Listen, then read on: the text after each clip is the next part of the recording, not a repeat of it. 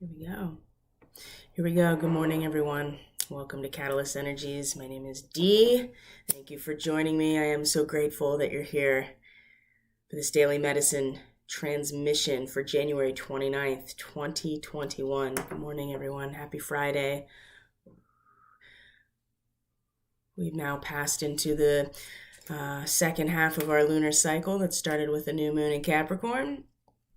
We just passed the full moon, which was yesterday. And we're really close to this Mercury retrograde. The degree that Mercury is at right now is where it will station retrograde. And I'm going to do a video tonight about the Mercury retrograde period. I think it's important. This feels really, really important. They're always when Mercury is retrograde, it happens a lot. So a couple times a year. So it's not unheard of, and it's not as maybe disruptive as other things moving retrograde or long lasting, but it does feel to me that this particular retrograde is going to be very powerful. So we're going to go over the astrology of it in a different video today and talk about that period and everything that is encompassed within that. But in the meantime, let's talk about today. It is the 29th, and we are also at the end of January as well. It certainly flew by, that's for sure. So I hope everyone is doing well, taking good care of themselves. I'm curious how people, what culmination points they came to see yesterday, what aspects that they saw that we need to release as a result of this culmination point. That's what the full moon always presents an opportunity for, is a culmination and a release point. So we talked a lot yesterday about the full moon. All right, get that Palo Santo going in order to invite in a lot of the good juju for today. So let's see here. The moon is still in Leo, and there's a lot of opportunity for adjustment today. It feels to me, and when we get into the transmission of the intuitive message, it's all about Venus, and it seems to be all about receiving. So two things that came out very strongly in my meditation, two messages that were very clear. One was know thyself, and that's going to come up very strongly in the intuitive message, is know thyself. And also we're going to talk about what came out was God helps those who help themselves. And how is that different? How is being receptive and open to receiving different from being apathetic and passive? Because they are absolutely different types of energies. Now, they can certainly overlap with each other, and when our receptivity and passivity is shadowed in some way, that certainly can be being apathetic or not taking care of ourselves or not helping ourselves. But we have to work in rhythm just like the rest of nature, and we can't always be outputting all the time. And with the moon in Leo today, still in Leo, it's a lot of outputting emotionally, right? Because that is part of the creative self-expression that Leo represents. And so there are a ton of quincunxes between Neptune, as you can see right here. And if we moved forward in the chart throughout the day, you would see them with Pluto and with Venus, with asteroid Ceres. And the real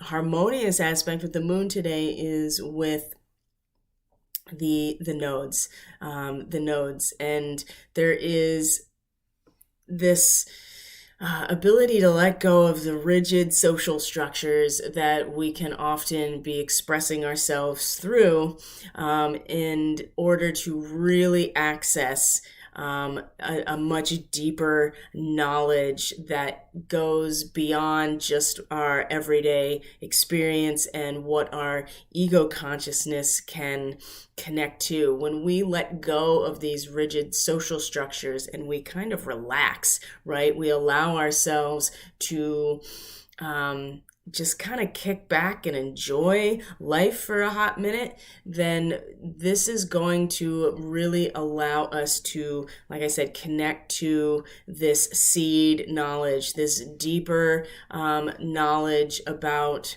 the, the essence of life on this planet, and something. Archetypal forms, we've talked about this a lot too, archetypal forms that are much deeper in the collective consciousness than just what, like I said, we are dealing with on our, regular pathway through life, our ego consciousness. And a lot of times Leo does represent in some ways the expression of the ego in its fullness, and if not mitigated in some way with a desire to serve, which is where we go next into Virgo in the 6th house, is that service to the collective by disciplining and conditioning ourselves. If we don't allow that part of ourselves to come forward in service, then Leo becomes all about the expression of the ego. But in this moment with this sextile, specifically to the North Node, right, our karmic destiny, where our soul is leading us in order to evolve in this lifetime, this Gemini energy is staying with us for a while now. And if we can just kind of kick back, right? If we can let go of the rigid social structures and enjoy ourselves and enjoy our placement in life for just a moment, it's really going to allow us to emotionally and intuitively connect to something deeper than what we are often presented with, and deeper than what our ego consciousness wants to connect to in any given moment. There is knowledge and there are structures that go beyond just what we see and hear and engage with right in this moment that we can access, but that requires letting go to a certain extent. And so this is where receptivity becomes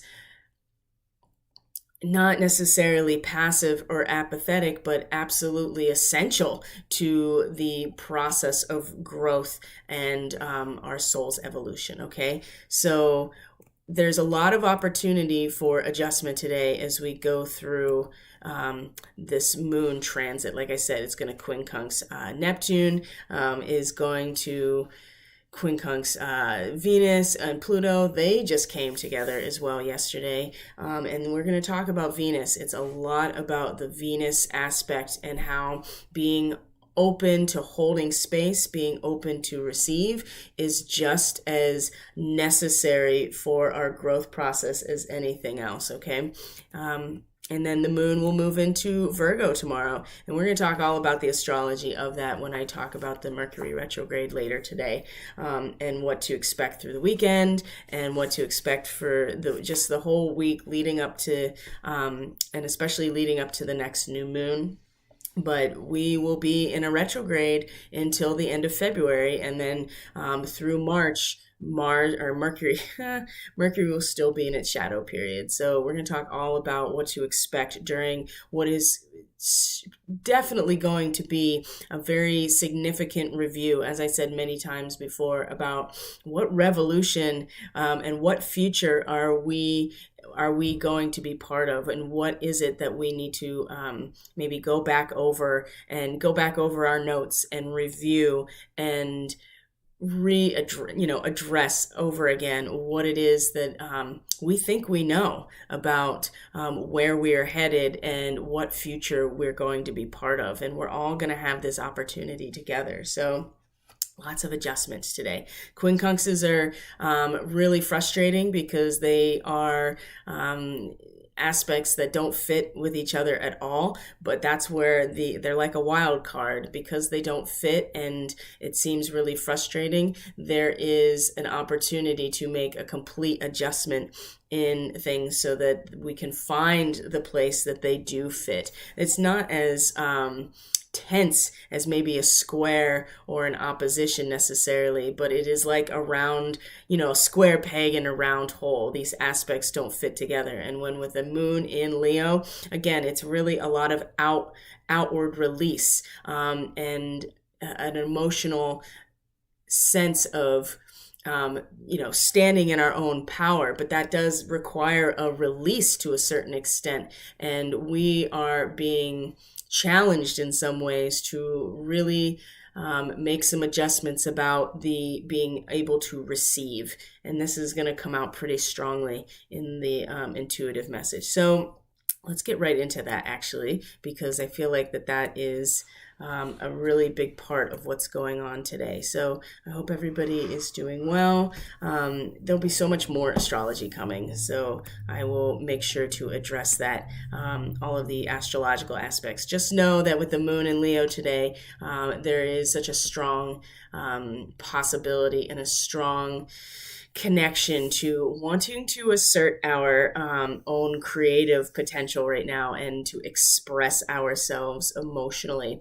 And it's not to say that is a negative thing. It really never is. But what we have to keep in mind as we go through these moon transits is, number one, they're transient, right? They don't last very long. And so it's just like with our emotions, right? It's best not to attach ourselves to them because they flow like water. And it's better to allow the water to flow rather than to get stagnant. And also with Leo, we're talking about the solar energy, the combustion of the sun and the release of that energy as well. And so that can easily dry up the waters if we have that turned up all the way. So again, being able to balance this expression and combustion of our own expression with the ability to be open to receiving is really important. It's about, there's a lot of balance in these polarities that we're being asked to be mindful of right now. And like I said, the transits, there we go. That's what I'm looking for.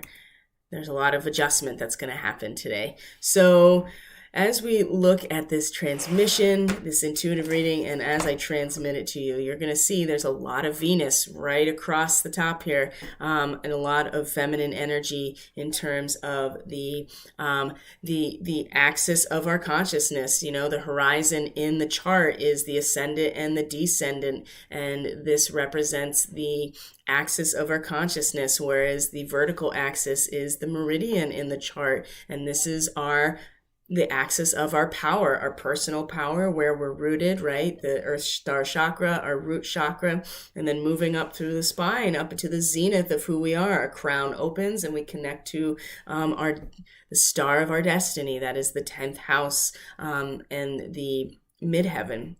So at high noon, right? This is where we gain our institutional power, because it represents what we're here to do and what we're here to be part of creating. And so in this reading, it's the same way, this horizon of our consciousness versus the meridian of our power and our energetic connections specifically.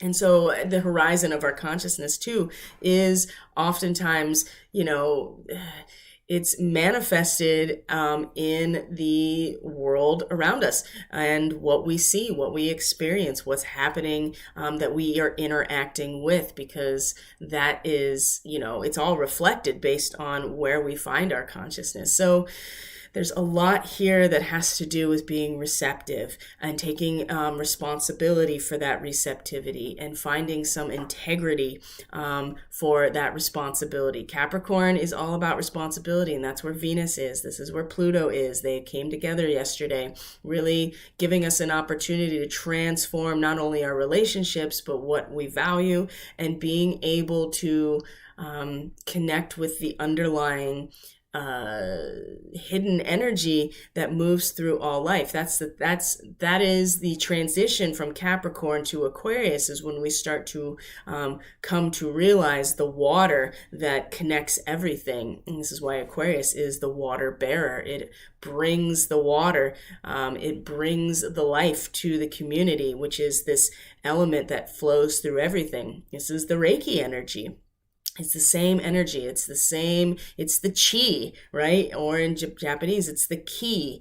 It is the prana in Ayurvedic and Vedic traditions. This is the underlying hidden energy that moves through all life. But there's a responsibility that comes along with it when we start to work with it. And we can be transformed by it as well. And this is where Venus and Pluto really worked in our favor, if we are open to the transformation, and that we accepted that creativity is a transformative process. This is how we can use the moon in Leo to its highest purpose right now, is the creative process of the release of energy of the individual allows for a creative and transformative process for the collective as well. But there's responsibility there and integrity. Venus is usually much more interested in herself because she rules Taurus, which is about the material world around us. And so it's very much based on what we already have and the resources we have. But when she's in Capricorn, she knows that those resources are being used to create something bigger than herself. And that also means taking responsibility for just not us, but other people. But that doesn't mean that we're always acting. And so in this transmission today, what we're going to find here is that knowing thyself can be also a receptive process, being open to receive information. And as we saw yesterday's reading with Archangel Gabriel and also the magician, right, facing the hanged man, again, this is really about allowing ourselves to receive information about who we are, rather than continuing to put out and put out and put out. Because we can't grow if we don't have this balance of yin and yang. And this is really, when the moon comes into Virgo, this is going to be a lot stronger for us, okay? So as we come into the moment, we have the Seven of Cups, all right? The good old seven. Debauch, right? This is the waters of delusion. You can see this here, and this is Venus in Scorpio. She is in her detriment in Scorpio. She does not like being in Scorpio because it's the opposite of her home territory, which is Taurus.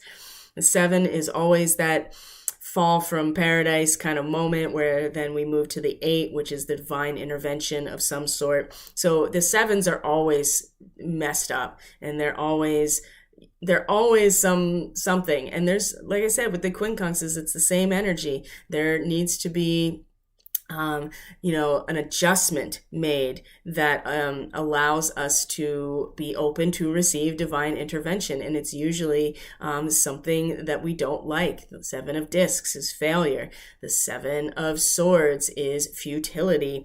And the Seven of Wands is valor, but that comes with a price. If you remember that wand at the forefront of that card has got a lot of damage taken. Okay, so with the Seven of Cups, we are kind of drowning in the waters of our delusion right now, and the emotional waters are rotting. You can see it here. They are slimy and gross and stagnant and weighed down, and it's a desire to escape.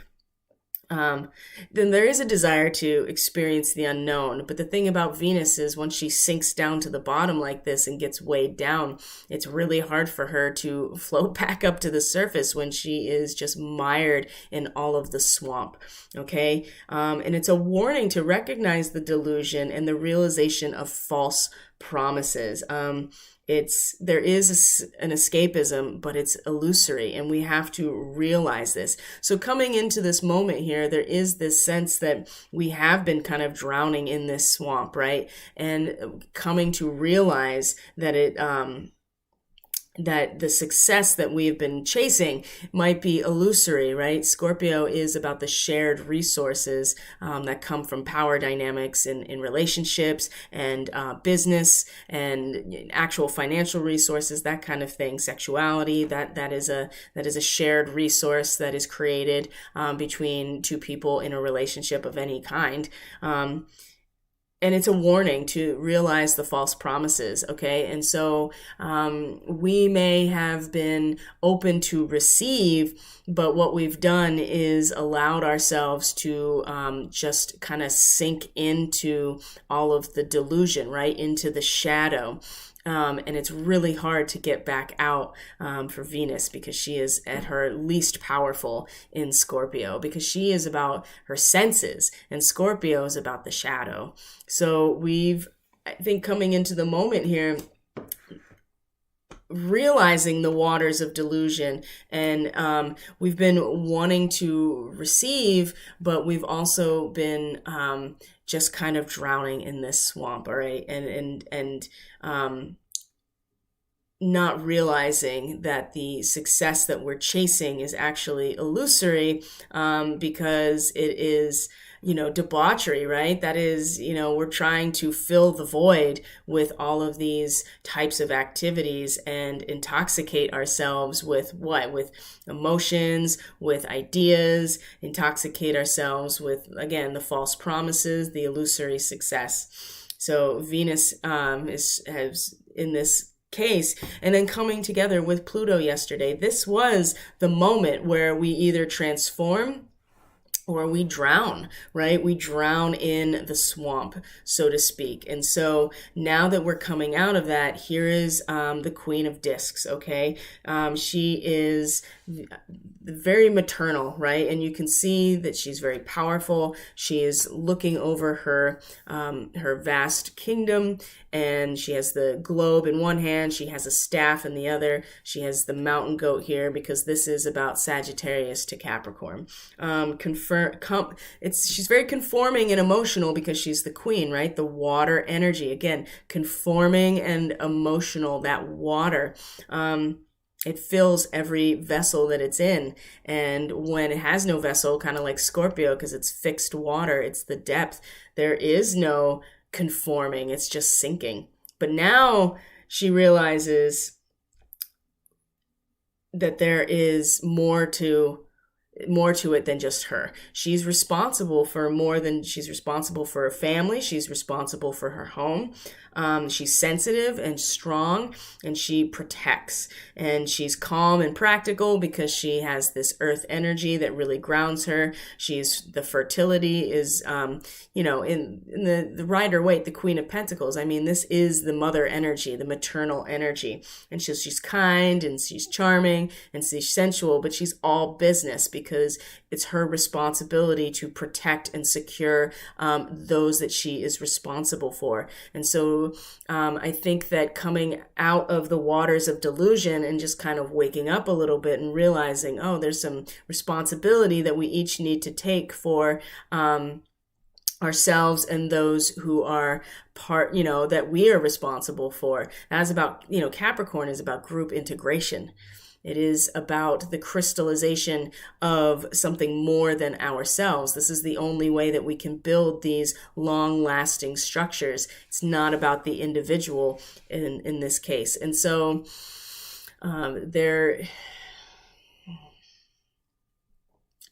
I just lost it. There was a thought here that came through about being responsible for more. Oh, yeah. God helps those who help themselves. So it's not to say that we're all left hanging necessarily, but we have to take some responsibility for the world around us and the world that we are part of. And I think that we kind of are waking up to that, coming out of the waters of intoxication and delusion, thinking that we can kind of bypass everything. by not dealing with the reality of the situation. And now that is, we're coming out of that, and we're realizing in this moment here, the heart of the moment, that it's more than just us, and we have a responsibility to everything around us. And we can be reliable. We can be strong. We can protect those that we're responsible for, our kingdom, whatever that means to us. Okay. Now, here is where know thyself comes in. What we know here and what's on the top of our awareness, the Akashic Library. This is not new to us, is it? So again, a new initiation. This comes up a lot, this word initiation. And this is about coming into a new awareness of ourselves. So we go deeper into the Akashic Records. You can see that there's a staircase that goes down into the library. Here is the librarian there waiting to give us whatever books we want to check out. And it's about higher self-awareness. It's interesting that you have to go down, right, into the basement in order to access these records about ourselves. Okay, so this again goes into the darkness, goes into the soil, goes underneath the surface in order to discover. And this again can be really difficult with a moon in Leo that is about shining forth, combustion, release of energy. I'm expressing myself emotionally too. And we really, at the top of our awareness here, are meant to really be focusing on new purposes, old motives, understanding them, and create and self-creation. This is by understanding these things, by going deeper into who we are and who we've been, we are able to create a new self. So one thing you can do with this is to write down a declaration about the future you want to create, because there is a sense that we are responsible for that, right? That we're not just drowning in the waters of delusion anymore. We are actually responsible for the world we want to create. And so we can go deeper into our own history, go deeper into our past lives, into our Akashic records, and develop that higher self-awareness. Again, it's very interesting that we have to go down underneath in order to get this information, which again suggests being open to receive it, going under the surface into the darkness, and being willing. And this is going to be heightened when the moon comes into Virgo, because this is exactly what this is. And there is a certain detail orientation there, and definitely being meticulous about it. But the hermit goes into the darkness in order to then bring the light back. Okay, and this is what we are being led to right now. And this is what it means to be open to receive, because we can't just keep projecting outwards if we want to be able to receive a sense of knowing about ourselves, and an involved sense of knowing, right? We maybe are reaching a threshold here of what we can do outside of us, and it's time to go in and really know thyself, right? And at the root of this here, there's so much right now about study and truth and getting and research and getting to the bottom of things. So here's Ascended Master Hilarion. Number 5, the Master of Research, Science, Truth, Healing, logical mind, concrete knowledge, okay, and evidence detection. So at the root of things energetically, where we get our personal power is our ability to,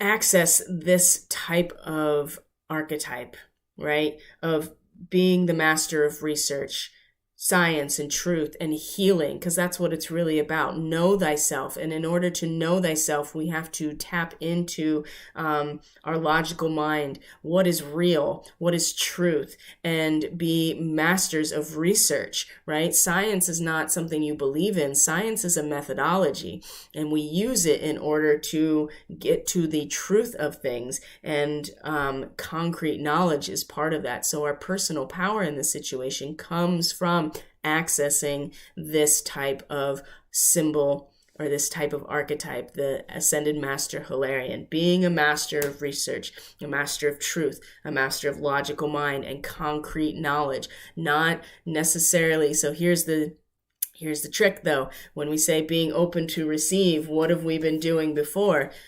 The waters of delusion, right? Accessing other people's information as truth, letting other people, and doing it as a form of escapism.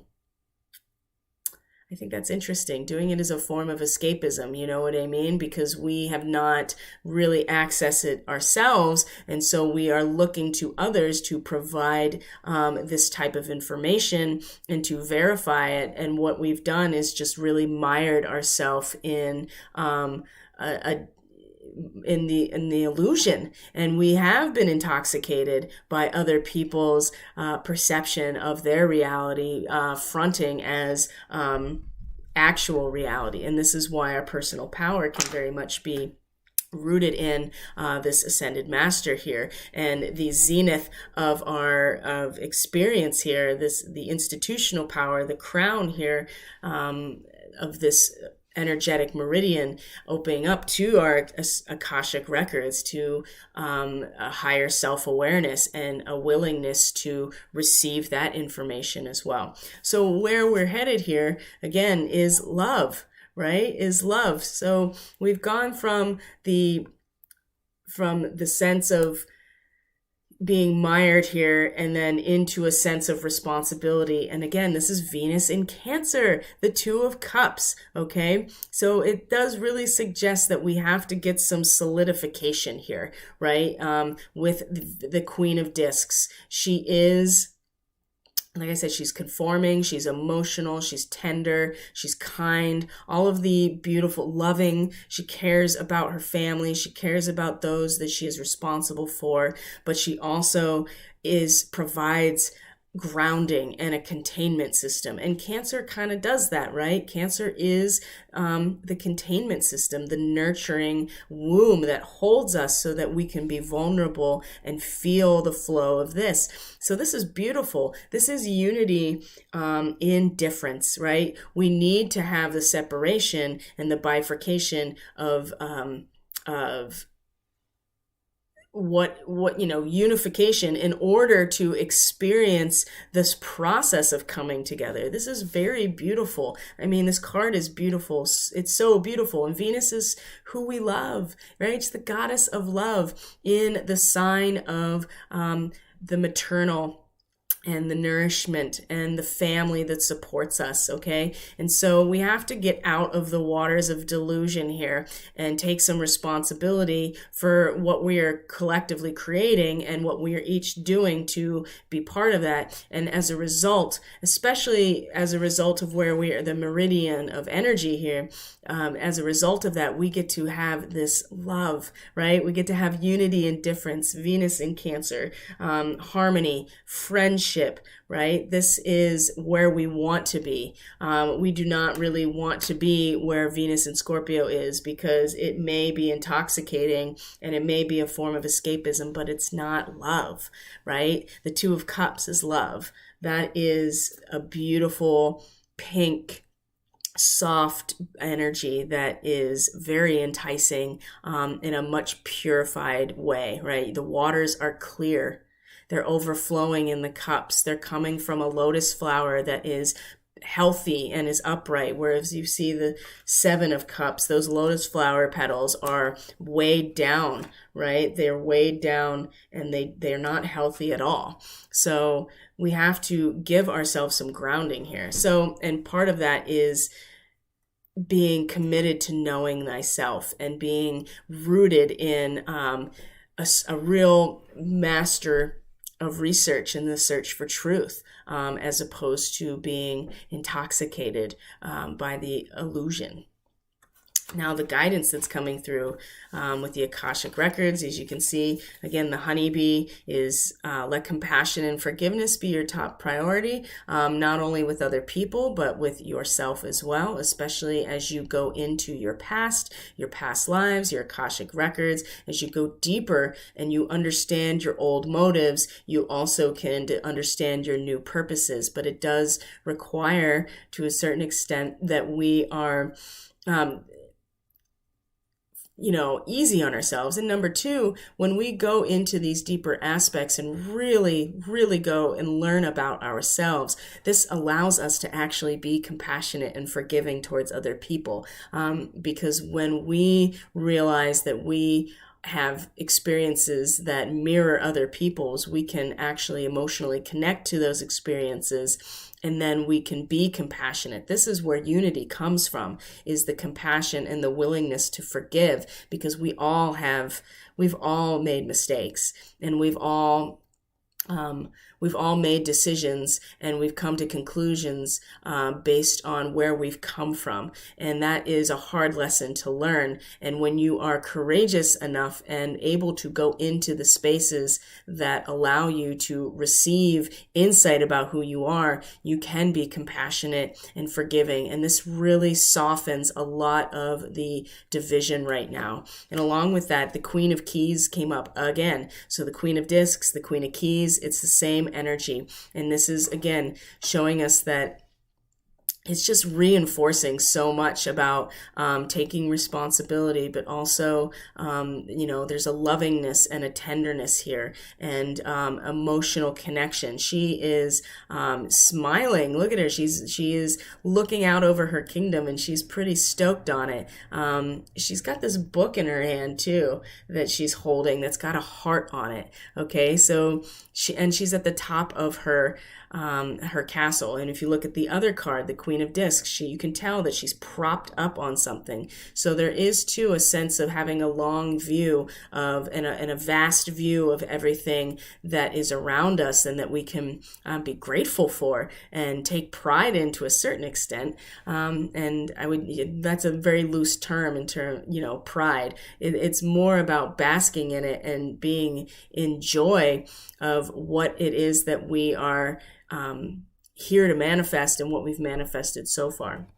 So going into the Akashic Library, again, keeping that heart-centered and compassionate aspect when we go into these places to learn not only about ourselves, but learn about all of us and where we've come from is really important. And again, being open to receive the ladybug. This is a time of good fortune and abundance, so be willing to receive all the good things in your life. Well, sometimes receiving means receiving the truth, receiving the concrete knowledge, the logical mind, the conclusions, right? Evidence collection. Be open to receive it by way of commitment to being a master of research, okay? And this is also another aspect of information and research. The scribe, right? This is the person who takes down all information. They learn because they're taking it all in. They are not drowning in the illusion necessarily, trying to find some satisfaction in other people's information necessarily, or deluding themselves. They are literally just writing down everything that comes to them. They're recording all aspects of law and history and literature and science, right? And art as well.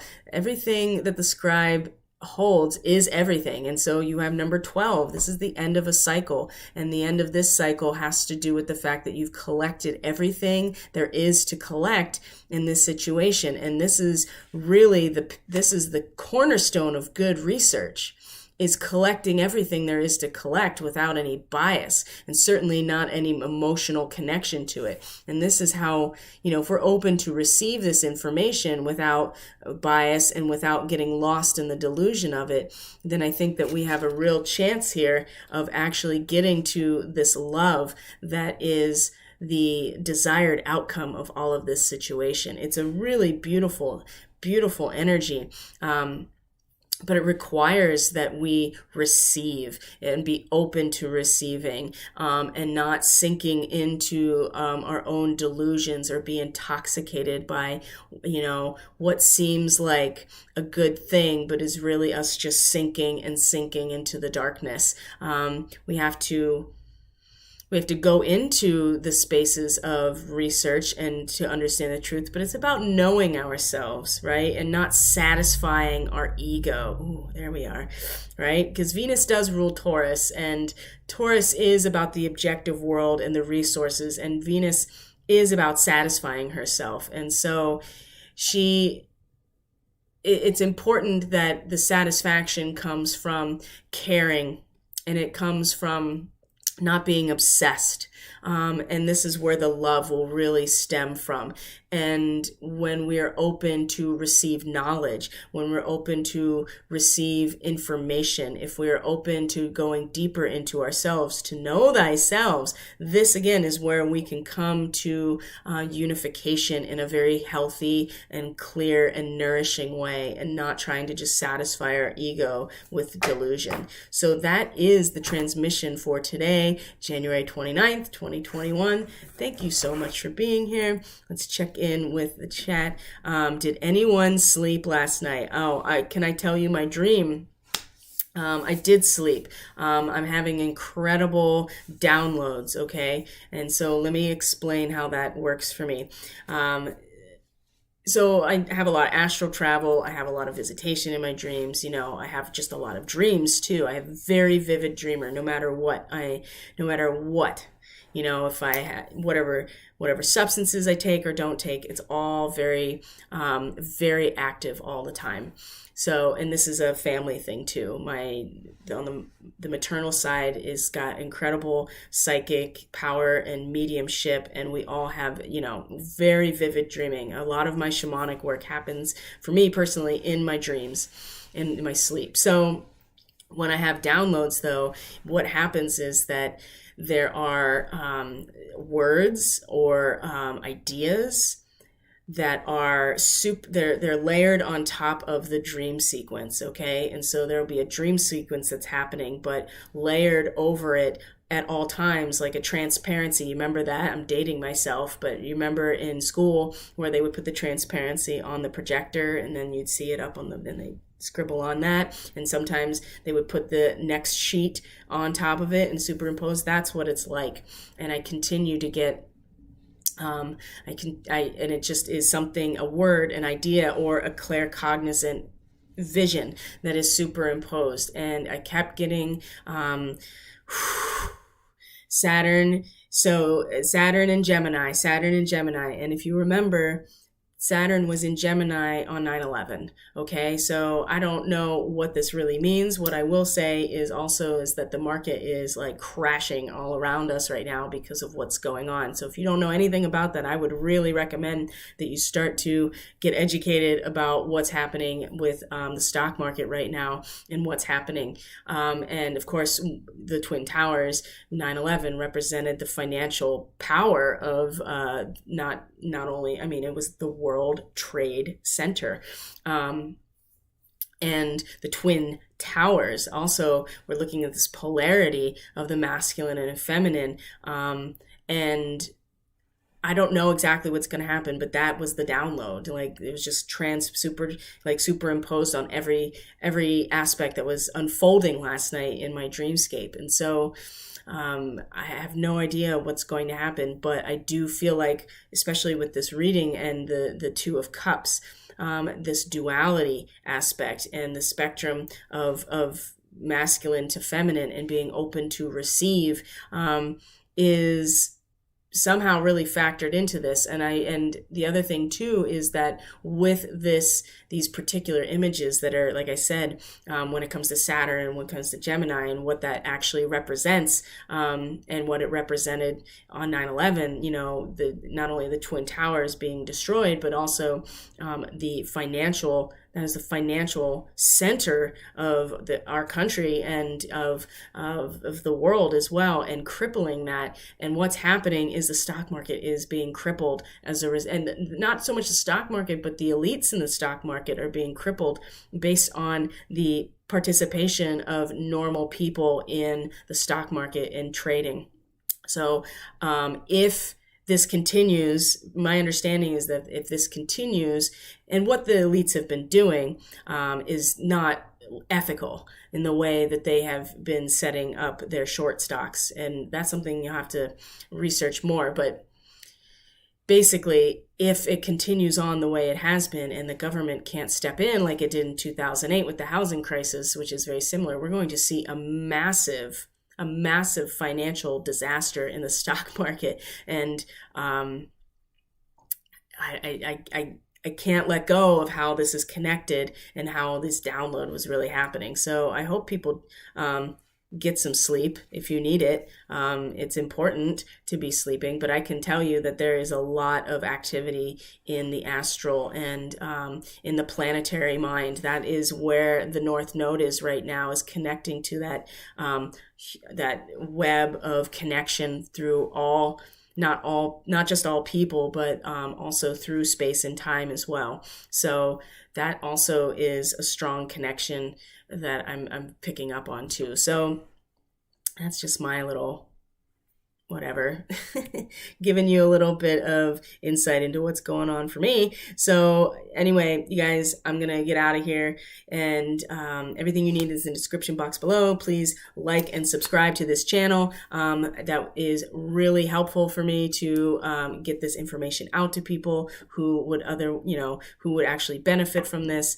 If you're interested in booking a reading, you go to the website. You can sign up for the mailing list as well. I'm on Telegram, I'm on Facebook, and there's going to be some Mercury retrograde astrology action coming in the near future. So guys, have a great rest of your day. Have a great Friday. Remember to be open to receiving and receiving the truth. Know thyself. Okay, and you have to be open to receive that, and you can't do that if you're constantly outputting. So make space, okay? Make space, because this is how we are responsible for creating the world we want to live in. We have to know thyself so that we can align with the reality that we want to be in, and that requires knowing ourselves. And I see that there is a lot of potential here to get to a place of real unity. This means getting out of the waters of delusion and trying to satisfy our ego and our gratification through something that is actually just drowning us. Okay, so I love you very much. Thank you for being here, and I will see you on the next video. Bye.